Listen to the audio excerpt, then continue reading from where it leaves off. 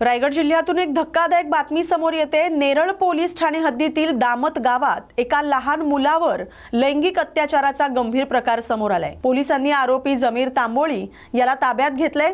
POCSO कायद्याअंतर्गत गुन्हा दाखल करण्यात आलाय। या घटनेमुळे परिसरातील नागरिकांमध्ये संताप निर्माण झालाय। त्याचबरोबर लहान मुलांच्या सुरक्षेवरही प्रश्न उपस्थित केला जातोय। प्राप्त माहितीनुसार 6 जानेवारी रोजी दुपारी सुमारे 2 वाजण्याच्या सुमारास जमीर तांबोळी यानं पीडित मुलाला घोडे शोधण्याच्या बहाण्यानं स्वतःच्या दुचाकीवर बसवून नेरळ पोलीस हद्दीतील शेलू परिसरातील जंगलात नेलं। तिथं आरोपीनं मुलाचे मोबाईलवर व्हिडिओ तयार करत त्याच्यासोबत लैंगिक अत्याचार केलाय। घडलेला प्रकार पीडित मुलानं आपल्या कुटुंबाला सांगितला। त्यानंतर पीडिताच्या कुटुंबानं तात्काळ नेरळ पोलीस ठाण्यात तक्रार दाखल केली आहे। पोलिसांनी तक्रारीचं गांभीर्य लक्षात घेत त्वरित कारवाई करत आरोपी जमीर तांबोळी याला रात्री सुमारे 11 वाजण्याच्या सुमारास अटक केली आहे। संशयित आरोपी विरोधात बाललैंगिक अत्याचार प्रतिबंधक पॉस्को अंतर्गत गुन्हा दाखल करण्यात आलाय।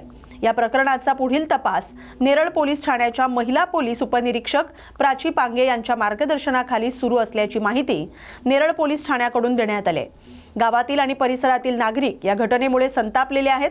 पोलिसांनी आश्वासन दिले की आरोपी विरोधात कठोर कारवाई केली जाईल आणि पीडिताचं संरक्षण सुनिश्चित केलं जाईल।